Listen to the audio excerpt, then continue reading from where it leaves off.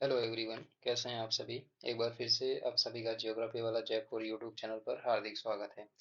आज के इस सेशन में हम फंडामेंटल ऑफ ह्यूमन ज्योग्राफी का नेक्स्ट चैप्टर अध्याय नंबर 4 चैप्टर फोर्थ को डिस्कस करेंगे, जिसमें मेन विषय वस्तु है मानव विकास के संबंध में। इस चैप्टर में हम मानव विकास के जो कॉन्सेप्ट है उसका एवोल्यूशन कैसे हुआ, कौन कौन से जो अर्थशास्त्री थे जिन्होंने मानव विकास की परिकल्पना दी, जो मानव विकास सूचकांक है उसके बारे में डिटेल से डिस्कस करेंगे। ठीक है, तो इस चैप्टर में हम विकास वर्दी के बारे में डिस्कस करेंगे, इनके डिफरेंस के बारे में डिस्कस करेंगे, और उसके साथ हम जो ह्यूमन डेवलपमेंट का कॉन्सेप्ट है और इनका प्रेजेंट टाइम में क्या सिचुएशन है उसके बारे में, और उसके बाद में ह्यूमन डेवलपमेंट इंडेक्स जो अभी पहले बोला था उसको हम डिटेल से डिस्कस करेंगे, इंडिया के पॉइंट ऑफ व्यू से और वर्ल्ड के पॉइंट ऑफ व्यू से। ठीक है, तो चलिए डिस्कशन स्टार्ट करते हैं। शुरुआत में कुछ बेसिक बातें चैप्टर से रिलेटेड, जिसमें वृद्धि और विकास शब्द आपके लिए नए नहीं हैं। हम ये सुनते हैं ग्रोथ के बारे में, डेवलपमेंट के बारे में। अपने चारों ओर देखिए, लगभग प्रत्येक वस्तु जिसे आप देख सकते हैं, बहुत सी जिन्हें आप नहीं देख सकते हैं, बढ़ती है और विकसित होती है। ये वस्तुएं पौधे, नगर, विचार, राष्ट्र, संबंध, अथवा यहाँ तक कि आप स्वयं भी हो सकते हैं। इसका क्या अर्थ है? अब एक होता है ग्रोथ और एक होता है डेवलपमेंट। अब ग्रोथ एंड डेवलपमेंट का क्या मतलब है? ग्रोथ पॉजिटिव भी हो सकती है और नेगेटिव भी हो सकती है, और जो डेवलपमेंट है वो हमेशा पॉजिटिव होता है, डेवलपमेंट नेगेटिव नहीं होता है। पहला बेसिक डिफरेंस ये है। अब ग्रोथ को हम परसेंटेज के पॉइंट ऑफ व्यू से मेजर कर सकते हैं। ठीक है, तो ग्रोथ को हम क्वांटिटी के पॉइंट ऑफ व्यू से देख सकते हैं कि प्रेजेंट टाइम में 100 वस्तुएं थी और 2023 तक 100 वस्तुएं थी, और 2024 में हो सकता है ये 90 हो जाए, या हो सकता है कि ये 110 हो जाए। तो ये ग्रोथ होगी, या तो 10% कमी होगी या 10% ग्रोथ होगी। लेकिन डेवलपमेंट की बात करें तो ये यूनिडायरेक्शनल होता है, एक दिशीय होता है। यदि एनवायरनमेंट के पॉइंट ऑफ व्यू से बात करें तो डेवलपमेंट का मतलब जो सामाजिक, आर्थिक, राजनीतिक, व्यावसायिक बोलते हैं, मानव डेवलपमेंट बोलते हैं, विकास बोलते हैं। ठीक है, तो ये हमेशा सकारात्मक होता है। इसमें डेवलपमेंट में कोई कमी नाम की कोई चीज़ नहीं होती है, या इसको जो कॉन्सेप्ट है डेवलपमेंट का वो यूनिडायरेक्शनल होता है। अ, इसे हम नेगेटिव पॉजिटिव नहीं बोल सकते हैं। हमें ग्रोथ को बोला था नेगेटिव या पॉजिटिव। ठीक है, तो बेसिक डिफरेंस यही है। नेक्स्ट है, इस अध्याय में राष्ट्र और समुदाय के संदर्भ में मानव विकास की अवधारणा की विवेचना करेंगे। जो ह्यूमन डेवलपमेंट है उसके बारे में हम डिटेल से बात करेंगे। अब पहला बात यहाँ पे वृद्धि और विकास का बोला है। तो वृद्धि और विकास दोनों समय के संदर्भ में परिवर्तन को इंगित करते हैं। जो टाइम के पॉइंट ऑफ व्यू से चेंजेस आते हैं उन्हें हम वृद्धि और विकास में मेजर करते हैं। ठीक है, और उसके बाद में अंतर यह है कि वृद्धि धनात्मक और मूल्य निरपेक्ष है।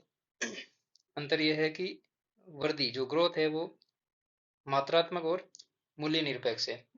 ठीक है, क्वांटिटी है। ठीक है, मात्रा का मतलब है क्वांटिटी, और मूल्य निरपेक्ष है। इसका चिन्ह धनात्मक अथवा ऋणात्मक हो सकता है। इसका अर्थ है परिवर्तन धनात्मक वृद्धि दर्शाते हुए और अथवा ऋणात्मक ह्रास इंगित करते हुए। या तो ये पॉजिटिव होगा या ये नेगेटिव होगा। फॉर एग्जांपल हम इंडिया की जीडीपी के बारे में बात करें तो इंडिया की जीडीपी की ग्रोथ रेट है वो कभी 6 हो जाती है, कभी 7, कभी 8 और कभी 5 पे आ जाती है। तो ये ग्रोथ जो जीडीपी की ग्रोथ रेट है उसको इंगित करता है। ये पॉजिटिव भी हो सकती है, नेगेटिव भी हो सकती है। ये मात्रात्मक है और मूल्य निरपेक्ष है। उसके बाद में नेक्स्ट है विकास का अर्थ गुणात्मक परिवर्तन है। ठीक है, और क्वांटिटी जो वृद्धि है वो क्वांटिटी है, और विकास डेवलपमेंट है वो क्वालिटी है। ठीक है, गुणात्मक परिवर्तन है जो मूल्य सापेक्ष होता है। अब वृद्धि तो मूल्य के निरपेक्ष होती है, लेकिन विकास है जो मूल्य के सापेक्ष होता है। इसका अर्थ है विकास तब तक नहीं हो सकता जब तक कि वर्तमान दशाओं में वृद्धि नहीं हो। ठीक है, और विकास उस समय होता है जब सकारात्मक वृद्धि होती है। जो ग्रोथ है वो पॉजिटिव होती है। फॉर एग्जांपल इंडिया की जीडीपी 6% से 7% पर चली गई, तो यहाँ पे ये विकास हुआ है। ठीक है, विकास किन चीज़ों का हुआ है?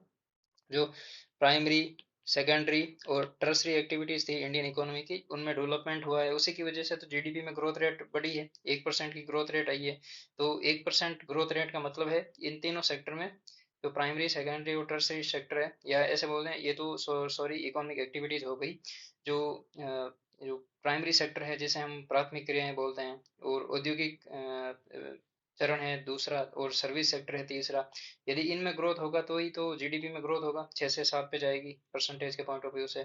तो इससे हम बोलेंगे कि विकास हुआ है इंडिया में। ठीक है, तो इसको हम बोलेंगे कि जब वृद्धि सकारात्मक होगी तभी विकास होगा। तथापि सकारात्मक वृद्धि से सदैव विकास नहीं होता है, और कई बार चीजें ऐसी होती है कि ग्रोथ रेट तो 6 से 7% पे चली गई इकोनॉमी की, ठीक है, जीडीपी की इंडिया की, लेकिन इस टाइम में ग्रोथ नहीं हुआ है, विकास नहीं हुआ है। ठीक है, तो ये भी हो सकता है। फॉर एग्जांपल जीडीपी 6% से 7% पे गई, तो हम बोलेंगे कि ग्रोथ रेट बढ़ी है। अब ग्रोथ रेट बढ़ी है तो प्राइमरी सेक्टर और इंडस्ट्री सेक्टर और जो सर्विस सेक्टर है इनमें ग्रोथ हुई है, उसकी वजह से जीडीपी बढ़ी है। ठीक है, और इनमें विकास हुआ है, इंफ्रास्ट्रक्चर डेवलपमेंट हुआ, इकोनॉमिक जो इंडस्ट्री का डेवलपमेंट हुआ है, एग्रीकल्चर में नवाचार आया है, तो हम बोलेंगे कि ओवरऑल विकास भी हुआ है और वृद्धि भी हुई है। ठीक है, वृद्धि पॉजिटिव हुई है, 6 से 7 पे गई है, 1% की ग्रोथ हुई है, और विकास भी हुआ है वेरियस सेक्टर में। अब दूसरी सिचुएशन ये हो सकती है कि जीडीपी तो 6% से 7% पे चली गई, ठीक है, लेकिन इन सेक्टर में विकास नहीं हुआ है, प्राइमरी सेक्टर में नहीं हुआ है, उसके बाद में इंडस्ट्री कोई नई उद्योग स्थापित नहीं हुआ है, उसके बाद में सर्विस सेक्टर में कोई नया एम्प्लॉयमेंट क्रिएशन नहीं हुआ है। तो इस टर्म में भी हम देख सकते हैं कि वृद्धि तो बढ़ेगी, ठीक है, लेकिन विकास जरूरी नहीं है कि विकास होगा। ठीक है, तो ये भी है कि सकारात्मक वृद्धि से सदैव विकास नहीं होता है। विकास उस समय होता है जब गुणवत्ता में सकारात्मक परिवर्तन होता है, जो क्वालिटी है, क्वालिटी में चेंजेज आते हैं, तब हम विकास को देख पाते हैं। ठीक है, उदाहरण के लिए किसी निश्चित समयावधि में यदि किसी नगर की संख्या 1 लाख से 2 लाख हो जाती है तो हम कहते हैं नगर की वृद्धि हुई है, जो अर्बन एरिया की ग्रोथ हुई है। फिर भी यदि आवास जैसी सुविधाएं, मूलभूत सेवाओं की व्यवस्था और अन्य विशेषताओं पहले जैसी ही रहती है, तब इस वृद्धि के साथ विकास नहीं जुड़ा होता है। अब फॉर एग्जांपल जो पॉपुलेशन है किसी भी अर्बन एरिया की, वो 3 लाख से 4 लाख हो गई। अब हम बोलेंगे कि अर्बन ग्रोथ हुई है तो डेवलपमेंट भी होगा, विकास भी होगा शहर का, लेकिन जरूरी नहीं है, क्योंकि 1 लाख से 3 लाख जो पॉपुलेशन ग्रोथ हुई है, हो सकता है कि जो प्रेजेंट टाइम में पॉपुलेशन रह रही है 3 लाख, वहीं पर उनके साथ में 1 लाख पॉपुलेशन जाके रह गई हो, तो वहाँ पे नए न तो नए घर बने, नए नए आवास बने, ठीक है, और नए जो इंफ्रास्ट्रक्चर का डेवलपमेंट हुआ, सड़क नहीं बनी, बिजली पानी, ये सारी चीज़ें उनको बेसिक कम्युनिटी, नए हॉस्पिटल नहीं बने, और नए जो एजुकेशनल इंस्टीट्यूशन है वो नहीं क्रिएट हुए हैं, तो हम बोलेंगे कि नगर की वृद्धि हुई है, नगर का विकास नहीं हुआ है। ठीक है, बेसिक डिफरेंस यही है। विकास वृद्धि और विकास युक्त वृद्धि पर एक लघु निबंध लिखिए। ये मतलब दो वर्ड दे रखे हैं, विकास, विकासहीन वृद्धि और विकास युक्त वृद्धि। ऐसा डेवलपमेंट जहाँ पे ग्रोथ हो रही हो, और ऐसा डेवलपमेंट जहाँ पे ग्रोथ तो हो रही हो लेकिन डेवलपमेंट नहीं हो रहा। ठीक है, ये दो चीजें हैं। अनेक दशकों तक किसी देश के विकास के स्तर को केवल आर्थिक वृद्धि के संदर्भ में मापा जा सकता है। इसका अर्थ यह है कि जिस देश की अर्थव्यवस्था जितनी बड़ी होती है वह उतना ही अधिक विकसित माना जाता है, लेकिन इस वृद्धि का अधिकांश लोगों के जीवन में परिवर्तन से कोई संबंध नहीं है। ठीक है, आगे बोल रहा है किसी देश में लोग जीवन की गुणवत्ता का जो आनंद लेते हैं, उन्हें जो अवसर उपलब्ध होते हैं और जिन स्वतंत्रताओं का वो भोग करते हैं, विकास के महत्वपूर्ण पक्ष है, ये विचार नया नहीं है। अब इंडस्ट्रियल रिवॉल्यूशन से पहले भी ये चीज़ें थी कि लोग जो अपना बेसिक एम्यूनिटीज है उनको फुलफिल करने के लिए उनके पास में पर्याप्त संसाधन थे। ठीक है, तो वो अपना मतलब कहने मतलब गुणवत्तापूर्ण जीवन जीते थे, और जो अवसर उपलब्ध थे उनको अच्छी तरह से बुनते थे। बोल सकते हैं कि जो ह्यूमन रिसोर्सेज है वो नेचुरल रिसोर्सेज पर अच्छी तरह से अपना जीवन सरवाइव कर रहा होता है। ठीक है, पहली बार इस विचारों को 80 के दशक के अंत और 1990 के दशक के आरंभ में स्पष्ट किया गया। इस संबंध में दो दक्षिणी एशियाई अर्थशास्त्री, महबूब उल हक और अमर्त्य सेन का कार्य महत्वपूर्ण है। अब ये पाकिस्तानी थे और ये अमर्त्य सेन इंडिया के थे। ठीक है, तो इन दो इकोनॉमिस्ट ने ह्यूमन डेवलपमेंट का कॉन्सेप्ट दिया है। मानव विकास की अवधारणा का प्रतिपादन डॉक्टर महबूब उल हक के द्वारा किया गया था, और डॉक्टर हक ने मानव विकास का वर्णन एक ऐसे विकास के रूप में किया जो लोगों के विकल्पों में वृद्धि करता हो और उनके जीवन में सुधार लाता हो।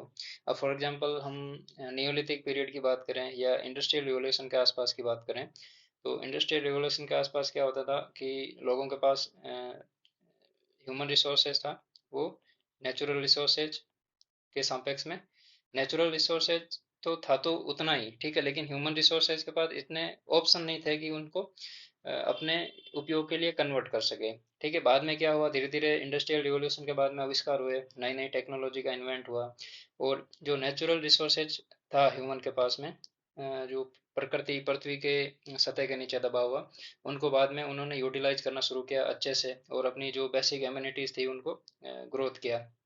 ठीक है, फॉर एग्जांपल खान पान की वस्तुएं हैं, उसके बाद में संसाधनों की जो ट्रांसपोर्टेशन फैसिलिटी डेवलप की उन्होंने, सड़क बनाई, और नए नए कारों के ब्रांड निकाले उन्होंने। ठीक है, तो ये सारे एक 20वीं सदी के आसपास हो रही है चीजें, चेंजेस जा रहा है। ठीक है, तो इसको ध्यान में रखते हुए डॉक्टर महबूब उल हक ने ये कॉन्सेप्ट दिया कि जो विकल्पों में वृद्धि हुई है, ठीक है, जो ऑप्शन थे ह्यूमन के पास में उसमें ग्रोथ आई है। ठीक है, पहले इंडस्ट्रियल रिवॉल्यूशन के आसपास में सिर्फ एक दो ऑप्शन थे, लेकिन आज उसके as compare to industrial revolution present time में 100 ऑप्शन है ह्यूमन के पास में। और जीवन में सुधार आया है। उस समय इतनी मेडिकल फैसिलिटी नहीं थी, ट्रांसपोर्टेशन नहीं था, इलेक्ट्रिसिटी नहीं थी। ठीक है, वाटर रिसोर्सेज प्रेजेंट टाइम में डेवलप है उतना उस समय नहीं था। तो ये सारे जीवन में सुधार लाने के काम आया था। इस अवधारणा में सभी प्रकार के विकास का केंद्र बिंदु मनुष्य है। जो भी डेवलपमेंट हुआ है उसका मेन कारण कौन है? मनुष्य है। ये विकल्प स्थिर नहीं है, मतलब अस्थिर है, चेंजेज होते रहते हैं, बल्कि परिवर्तनशील है। विकास का मूल उद्देश्य ऐसी दशाओं को उत्पन्न करना जिनमें लोग सार्थक जीवन व्यक्त कर सके। अब डेवलपमेंट का मेन कॉन्सेप्ट क्या है, मेन एम क्या है? अब विकास किस लिए होता है? अब ह्यूमन ने, फॉर एग्जांपल मेडिकल सेक्टर में, फॉर एग्जांपल कोविड की बात करें तो कोविड के टाइम में एक ऐसा वैक्सीन डेवलप करना था हमें जो लोगों के जीवन को बचा सके। और वैक्सीन का डेवलपमेंट किया बाद में, अलग अलग देशों ने अलग अलग वैक्सीन का डेवलपमेंट किया। ठीक है, तो इसका उद्देश्य क्या था? पहली बात तो हमने विकास किया है, पहले कोविड की वैक्सीन नहीं थी, कोविड आने के बाद में हमने कोविड वैक्सीन को विकसित किया है। तो इस विकास का मकसद क्या है, उद्देश्य क्या था? कोविड वैक्सीन को डेवलप करने का मेन उद्देश्य क्या था? लोगों के जो सार्थक जीवन है उसको व्यतीत करने का टाइम बढ़ाना। ठीक है, कहने का मतलब लोगों की लाइफ को इंक्रीज करना, और उनको इस धरती पर स्थायित्व प्रदान करना। ठीक है, बेसिक काम यही था उस कोविड वैक्सीन का, तो ये हम एग्जाम्पल के तौर पर ले सकते हैं।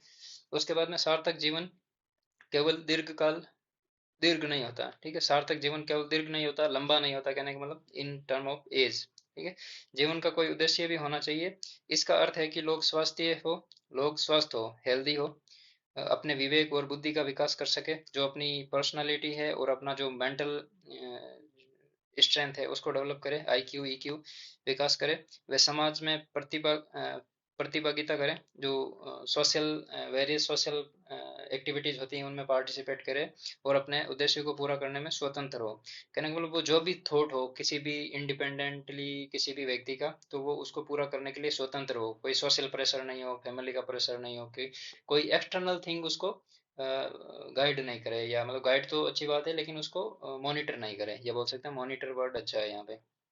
ठीक है, तो ये हमारे विकास से तात्पर्य है। ठीक है, फॉर एग्जांपल यदि किसी व्यक्ति को अपने हिसाब से कोई गवर्नमेंट जॉब लेनी है या बिजनेस करना है, ठीक है, तो वो उस व्यक्ति को कोई एक्सटर्नल फोर्स गाइड नहीं करेगी। Guide in the sense of, guide का मतलब है कि उसको कोई दूसरा व्यक्ति जैसा चाहे वैसा नहीं करने देगा। ठीक है, तब तो पॉसिबल है। यदि कोई व्यक्ति अपने जीवन में कोई भी किसी भी प्रकार का रास्ता चुनना चाहता है, ठीक है, यदि वो एक्सटर्नल फोर्स से मोटिवेटेड है कि वो जैसा बाहर दूसरे लोग कहेंगे वैसा करता जाएगा, तब तो वो अपने रास्ते से भटकता रहेगा हमेशा।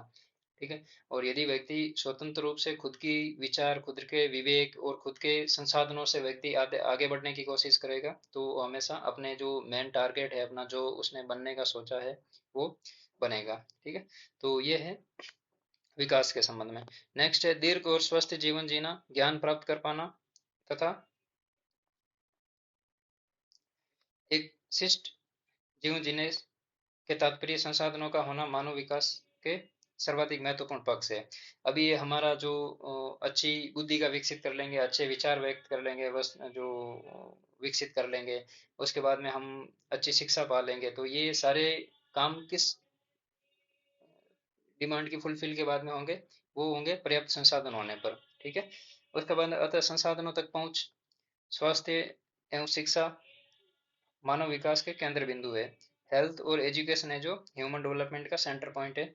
इन पक्षों में से प्रत्येक के मापन के लिए उपयुक्त सूचकांकों का विकास किया गया है? क्या आप ऐसे कुछ सूचकांकों के बारे में सोच सकते हैं? जो ह्यूमन डेवलपमेंट इंडेक्स है उसके बारे में अभी हम लास्ट में बात करेंगे इस चैप्टर को कंप्लीट करने के बाद में। तो एक बार जो अमर्त्य सेन और महबूब उल हक की जो कॉन्सेप्ट है ह्यूमन डेवलपमेंट की उसको देख लेते हैं डिटेल में। इसमें बोला है कि डॉक्टर महबूब उल हक और प्रोफेसर अमर्त्य सेन घनिष्ठ मित्र थे और डॉक्टर हक के नेतृत्व में दोनों ने आरंभिक मानव विकास प्रतिवेदन निकालने के लिए कार्य किया था। इन दोनों दक्षिणी एशियाई अर्थशास्त्रियों ने विकास के वैकल्पिक विचार का प्रतिपादन किया। ठीक है, जो डेवलपमेंट का एक अल्टरनेट क्या हो सकता है उस पर बात की इन लोगों ने दोनों ने। अंतर्दृष्टि और करुणा से ओतप्रोत पाकिस्तानी अर्थशास्त्री डॉक्टर महबूब उल हक ने 1990 में मानव विकास सूचकांक निर्मित किया था। अब ये जो मेन कॉन्सेप्ट है वो किसने दिया था? महबूब उल हक ने। यदि आपके पास में आंसर क्वेश्चन आए कि मानव डेवलपमेंट जो ह्यूमन डेवलपमेंट है उसकी कॉन्सेप्ट किसने दी, यदि यहाँ पे दोनों ऑप्शन आ जाए महबूब उल हक का और अमर्त्य सेन का और दो कोई अलग ऑप्शन आ जाए तो आप महबूब उल हक करोगे। ठीक है, और यदि आपके आंसर में चार ऑप्शन में यदि महबूब उल हक नहीं हो, अमर्त्य सेन हो और तीन कोई अलग ऑप्शन हो तो आपको अमर्त्य सेन करना है। ठीक है, तो इस टाइप के क्वेश्चन कंफ्यूजिंग क्वेश्चन बन सकते हैं। और 1990 की ईस्वी में मानव विकास सूचकांक को निर्मित किया था। इनके अनुसार विकास का संबंध लोगों के विकल्पों में बढ़ोतरी से है ताकि वे आत्मसम्मान के साथ दीर्घ और स्वस्थ जीवन जी सकें। अब यहाँ पे जो ऑप्शन कितने हैं ह्यूमन के पास में वो विकसित करना है। फॉर एग्जांपल ग्रामीण और शहरी क्षेत्र की बात करें तो ग्रामीण क्षेत्र में शिक्षा, स्वास्थ्य और जो ट्रांसपोर्टेशन फैसिलिटी है या फिर एंटरटेनमेंट के साधन है वो सीमित है। उसके बाद में यदि हम ग्रामीण की तुलना शहरी से करें तो यहाँ पे एजुकेशनल फैसिलिटी अच्छी है, हमारे पास अलग अलग ऑप्शन है, आप इंग्लिश में पढ़ोगे या हिंदी में पढ़ोगे, किस टाइप की जो स्कूल में पढ़ोगे। उसके बाद में हेल्थ फैसिलिटी, हॉस्पिटल भी कहने का मतलब जो अलग अलग प्रकार के जैसे ग्रामीण क्षेत्र में तो एक ही हॉस्पिटल है और उसमें सभी प्रकार के इलाज होते हैं, जैसे कार्डियोलॉजी हो, ठीक है, या दूसरे जो भी अपने ऑर्गन डिजीज हो, ठीक है, ह्यूमन की उसके बारे में तो उस एक ही हॉस्पिटल में होता है। और सिटी में क्या होता है, कार्डियोलॉजी के लिए अलग हॉस्पिटल होता है। ठीक है, और दूसरा कोई ऑर्गन है उसके लिए, जैसे फॉर एग्जांपल जो अलग अलग बीमारीज है उनके लिए अलग अलग हॉस्पिटल होते हैं सिटी में। ठीक है, और उसके बाद में ट्रांसपोर्टेशन की फैसिलिटी होती है। ठीक है, जो अर्बन जो एरिया है वहाँ पर सिटी ट्रांसपोर्ट होता है, पर्सनल व्हीकल होते हैं। ठीक है, और इस प्रकार की फैसिलिटी देखें तो शहरों में कहने के मतलब मानव के पास में ऑप्शन ज़्यादा है एज कम्पेयर टू ग्रामीण। ठीक है, तो यही बात अमर्त्य सेन सॉरी इन्होंने महबूब उल हक ने बोली है कि उनके पास में विकास का संबंध है कि विकल्पों में बढ़ोतरी, ठीक है, ताकि आत्मसम्मान के साथ दीर्घ और स्वस्थ जीवन जी सके। उसके बाद में 1990 की ईस्वी में संयुक्त राष्ट्र विकास कार्यक्रम ने वार्षिक मानव विकास प्रतिवेदन प्रकाशित करने के लिए उनके लिए जीवन जिनकी मानव विकास की संकल्पना का प्रयोग किया है। अब जो यूनाइटेड नेशन ऑर्गेनाइजेशन है, UNDP, United Nation Development Programme, संयुक्त राष्ट्र विकास कार्यक्रम, वो ह्यूमन डेवलपमेंट रिपोर्ट जारी करता है। ह्यूमन डेवलपमेंट रिपोर्ट एचडीआर जारी करता है वो। एचडीआर कौन जारी करता है? ये human development report United Nation Development Programme जारी करता है। तो इसकी जो कॉन्सेप्ट है ह्यूमन डेवलपमेंट रिपोर्ट का कॉन्सेप्ट है वो कहाँ से लिया गया है? ये इस महबूब उल हक के उस कॉन्सेप्ट से। ठीक है, यही जो हमने अभी पढ़ा है कि इनके अनुसार विकास का संबंध लोगों के विकल्पों में बढ़ोतरी से है ताकि वे आत्मसम्मान के साथ दीर्घ और स्वस्थ जीवन से जी सके, जीवन प्रत्याशा लंबी हो और उनका स्वास्थ्य वो किसी बीमारी से ग्रसित नहीं हो।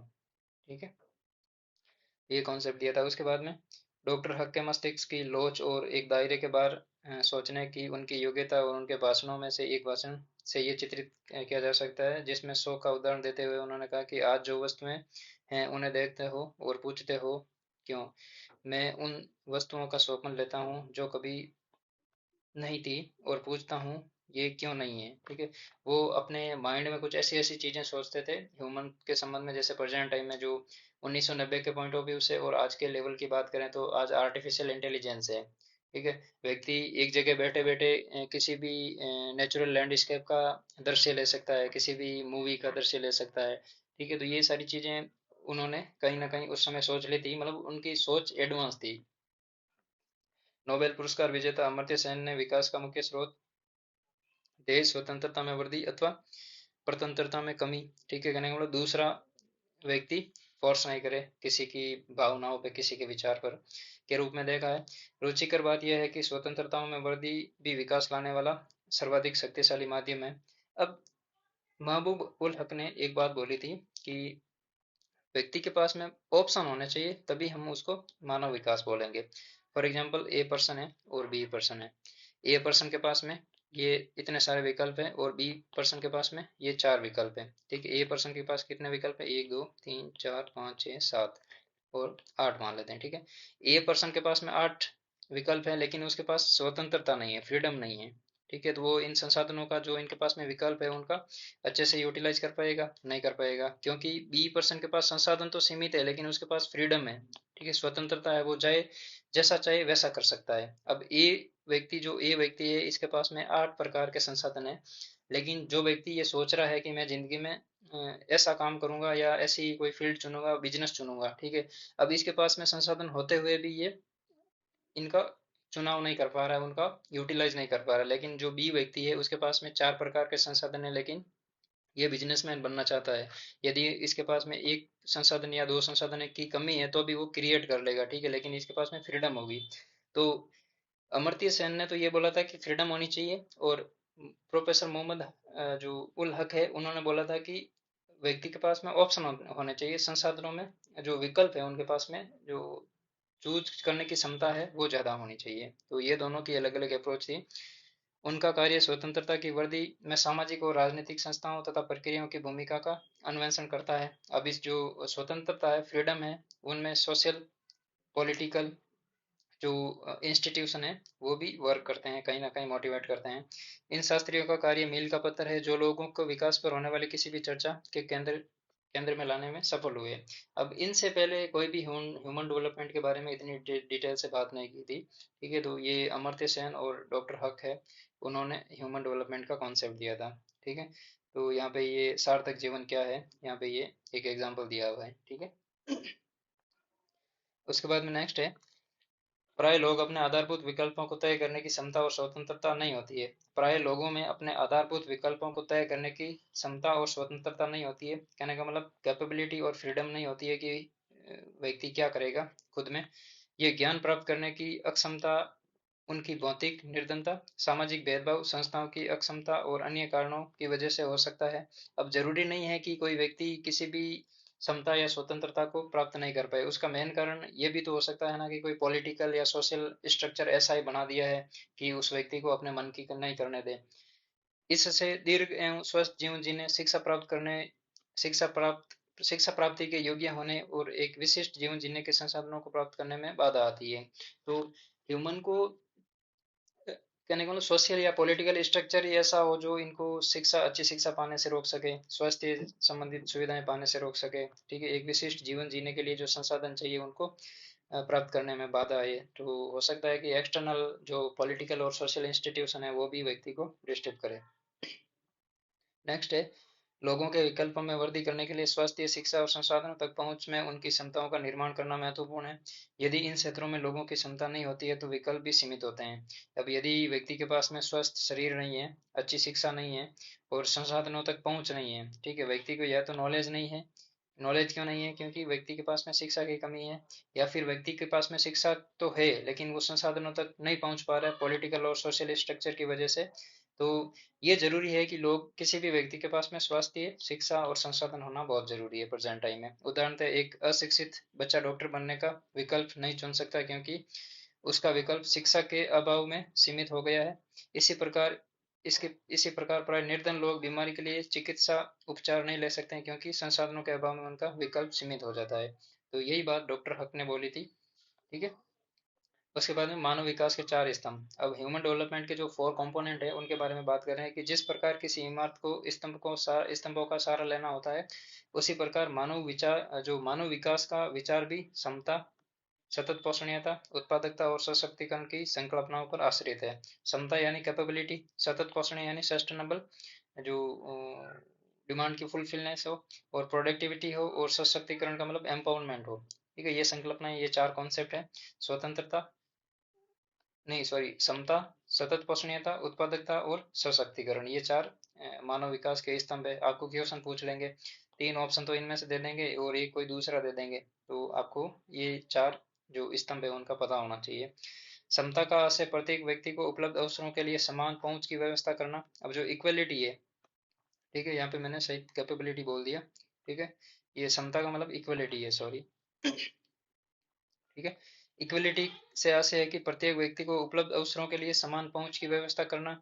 लोगों को उपलब्ध अवसर लिंग, प्रजाति, आय, भारत के संदर्भ में जाति के भेदभाव के विचार के बिना समान होना चाहिए। कहने का मतलब जो भी रिसोर्सेज है उन पर पहुंच सभी की समान होनी चाहिए, जाति, लिंग, धर्म के आधार पर भेदभाव नहीं होना चाहिए। यद्यपि ऐसा ज्यादातर तो नहीं होता है, फिर भी ये लगभग प्रत्येक समाज में घटित होता है, ठीक है। ऐसा होना तो नहीं चाहिए कि किसी भी व्यक्ति को उसके लिंग के आधार पर, प्रजाति के आधार पर, आय के आधार पर उस प्राप्त संसाधनों तक नहीं पहुंचने दिया जाए, ऐसा तो नहीं होता, लेकिन इंडिया में ऐसा प्रत्येक समाज में घटित होता रहता है कहीं ना कहीं। उदाहरण के तौर पर किसी भी देश में ये जानना रुचिकर होता है कि विद्यालय से विरत अधिकांश छात्र किस वर्ग से हैं। कहने का मतलब जो स्कूल नहीं जा पाते हैं ऐसे ज्यादातर बच्चे कौन से वर्ग से बिलोंग करते हैं। तब ऐसी घटनाओं के पीछे के कारणों का पता लगाना चाहिए। भारत में स्त्री और सामाजिक एवं आर्थिक दृष्टि से पिछड़े हुए वर्गों के व्यक्ति बड़ी संख्या में विद्यालय से वितरित होते हैं। यहाँ पे बोल रहा है कि भारत में स्त्रियों और सामाजिक एवं आर्थिक दृष्टि से पिछड़े हुए वर्गों के व्यक्ति बड़ी संख्या में विद्यालय से विरत होते हैं, ठीक है। जो सामाजिक और आर्थिक दृष्टि से पिछड़े हुए हो और फिर जो फीमेल कैंडिडेट है उनको स्कूल से ज़्यादातर वंचित रहना पड़ता है। इससे पता चलता है कि शिक्षा तक पहुंच न होना किस प्रकार इन वर्गों के विकल्पों को सीमित करता है। यदि किसी व्यक्ति का सोशल स्टेटस जो हमारे जो प्राचीन काल से डिसाइड होता आ रहा है, ठीक है, जो चार वर्गों में डिवाइड किए हुए हैं सोसाइटी को, तो उसके आधार पर यदि जो निचला वर्ग है वो शिक्षा के लिए नहीं जन्मा है, ठीक है, और उसी प्रकार किसी व्यक्ति के पास में इकोनॉमिक रिसोर्सेज सीमित है तो वो शिक्षा प्राप्त नहीं कर पाएगा, ठीक है। तो ऐसे जो स्टेरियोटाइपिंग जो बातें है, ठीक है, उसकी वजह से और जो फीमेल कैंडिडेट है उनको शिक्षा से वंचित कर दिया जाता है। नेक्स्ट है निर्वहन का अर्थ है अवसरों की उपलब्धता में निरंतरता। निर्वहन जीवन जीने का जो स्टेबिलिटी है उसको बनाए रखना। सतत पोषणीय मानव विकास के लिए आवश्यक है कि प्रत्येक पीढ़ी को समान अवसर मिले। अब सतत पोषणीयता मतलब है सस्टेनेबल जो अपॉर्चुनिटीज है वो मिलती रहे, ठीक है, पीढ़ी दर पीढ़ी, ठीक है। ऐसा नहीं है कि एक पीढ़ी को बहुत सारे ऑप्शन मिल गए और दूसरी पीढ़ी को कुछ नहीं मिला, तो ये जो ऑप्शन का अवेलेबिलिटी है वो सभी के लिए समान होनी चाहिए। समस्त पर्यावरणीय, वित्तीय एवं मानव संसाधनों का उपयोग भविष्य को ध्यान में रखकर करना चाहिए। इन संसाधनों में से किसी भी एक का दुरुपयोग भावी पीढ़ियों के लिए अवसरों को कम कर सकता है, ठीक है। जो पर्यावरणीय और वित्तीय संसाधन है और उसके बाद में जो मानव संसाधन है, जो मानव संसाधनों का उपयोग भविष्य को ध्यान में रखकर करना चाहिए, ठीक है। जो भी उपलब्ध संसाधन है, प्रेजेंट टाइम में कोल है, ठीक है, कोयला है, उसका जो अनस्टेबल यूटिलाइजेशन हो रहा है कोल का, तो आने वाली पीढ़ियों में हो सकता है कि कोल देखने को नहीं मिले। मतलब म्यूजियम में आज के टाइम में जो राजा महाराजाओं के अस्त्र शस्त्र पड़े हैं, वैसे किसी भी म्यूजियम में कोल को रखा मिलेगा कि जो बीता टाइम था उसमें कोल एक ऊर्जा संसाधन था और प्रेजेंट टाइम में ये नहीं है, ठीक है। तो ऐसा भी देखने को मिलता है, तो ये सिचुएशन क्रिएट नहीं होनी चाहिए क्योंकि आने वाली पीढ़ी को भी एनर्जी की जरूरत है। नेक्स्ट है बालिकाओं का विद्यालय भेजा जाना एक अच्छा उदाहरण है। यदि एक समुदाय अपनी बालिकाओं को विद्यालय में भेजना का महत्वपूर्ण जोर नहीं देता है तो युवा होने पर इन स्त्रियों के लिए अनेक अवसर समाप्त हो जाते हैं, ठीक है। अब बचपन में तो किसी गर्ल्स को स्कूल नहीं भेजा जाता है, लेकिन जो जब वो बड़ी होती है, ठीक है, तब उनको बहुत सारी डिफिकल्टीज का सामना करना पड़ता है, ठीक है। जो बेसिक अवेयरनेस है उसके रिलेटेड हो या फिर जो उनकी कहने का मतलब विचार की बात करें तो उसके थॉट इतने ज़्यादा डेवलप नहीं हो पाते हैं कि वो बड़ी होने के बाद में जिस उस समाज से कॉम्पीट कर सके, उनके पास में ऑप्शन नहीं बचेंगे इतने। उसके बाद में उनकी वर्तिका के विकल्प में तीव्रता से छंटनी हो जाएगी और उनके जीवन के अन्य पक्षों को प्रभावित करेगा। अतः प्रत्येक पीढ़ी को अपनी भावी पीढ़ी के लिए अवसरों और विकल्पों की उपलब्धता को सुनिश्चित करना चाहिए, ठीक है। तो ये बात है बालिका शिक्षा के संबंध में। यहाँ उत्पादकता का अर्थ मानव श्रम उत्पादकता अथवा मानव कार्य के संदर्भ में उत्पादकता है। जो प्रोडक्टिविटी है वो श्रम उत्पादकता जो वर्किंग प्रोडक्टिविटी होती है उससे, और जो मानव कार्य करता है ह्यूमन एक्शन उसकी प्रोडक्टिविटी से है। लोगों में क्षमताओं का निर्माण करके ऐसी उत्पादकता में निरंतर वृद्धि की जानी चाहिए। अंततः जन समुदाय ही राष्ट्रों में वास्तविक धन होते हैं। किसी भी राष्ट्र का जो मुख्य धन होगा वो मानव समुदाय ही होगा, जन समुदाय होगा। हमने जो पिछला सेशन पढ़ा था उसमें पॉपुलेशन में पढ़ा था, जिसमें रुडोल्फ ने एक बात कही थी शुरुआत में इनबॉक्स में कि गोल्ड नहीं बल्कि जो स्त्री और पुरुष होते हैं वो किसी राष्ट्र का मुख्य धन होते हैं। ठीक है, तो वो बात यहाँ पे ह्यूमन डेवलपमेंट में हो रही है। इस प्रकार उनके ज्ञान को बढ़ाने के प्रयास अथवा उन्हें बेहतर चिकित्सा सुविधाएं उपलब्ध कराने में उनकी कार्य क्षमता बेहतर होगी। तो ये सारी चीजें हैं। सशक्तिकरण, एम्पावरमेंट का अर्थ है अपने विकल्प चुनने के लिए शक्ति प्राप्त करना। ऐसी शक्ति बढ़ती हुई स्वतंत्रता और क्षमता क्षमता से आती है। ठीक है, अब किसी व्यक्ति के सामने ये विकल्प है और इनमें से किसी भी व्यक्ति को कोई भी विकल्प चुनने की आज़ादी, यदि फॉर एग्जांपल ये इतने विकल्प है और व्यक्ति को ये दो विकल्प नहीं चुनने दिए जा रहे हैं, तो क्या उसके पास सशक्तिकरण होगा, एम्पावरमेंट होगा? नहीं, एब्सोल्यूट एम्पावरमेंट नहीं होगा उस व्यक्ति के पास। क्यों नहीं होगा? क्योंकि वो 6 में से 4 विकल्प तो चूज करने के लिए समर्थ है, लेकिन दो विकल्प उसको चूज करने नहीं दिए जा रहे हैं, चाहे वो पॉलिटिकल इंस्टीट्यूशन हो या फिर सोसाइटी हो, तो इसको बाउंड कर दी है। लेकिन ये जो घेरा बनाया था इसको तोड़ देते हैं। ठीक है, तो बाद में इस व्यक्ति के पास में ये जो 6 ऑप्शन है ये पूरे उसको चूज करने का अधिकार है। तो यहाँ पे ये एब्सोल्यूट एम्पावरमेंट है, किसी भी व्यक्ति या स्त्री पुरुष कुछ भी किसी को भी बोल दो। ठीक है, लोगों को सशक्त करने के लिए सुशासन एवं लोकोन्मुखी नीतियों की आवश्यकता होती है। सुशासन का मतलब है कि जो अ, जन कल्याणकारी नीतियां हो, और उसके बाद में जो एडमिनिस्ट्रेटिव स्ट्रक्चर हो वो लोगों के पक्ष में हो, जन कल्याणकारी सुविधाओं को लागू करने के पक्ष में हो। और लोकोन्मुखी नीतियां हो, जो जन कल्याणकारी जो नीतियां हैं वो जो बेसिक रिक्वायरमेंट है उसको फुलफिल करने के पॉइंट ऑफ व्यू से बनी गई हो।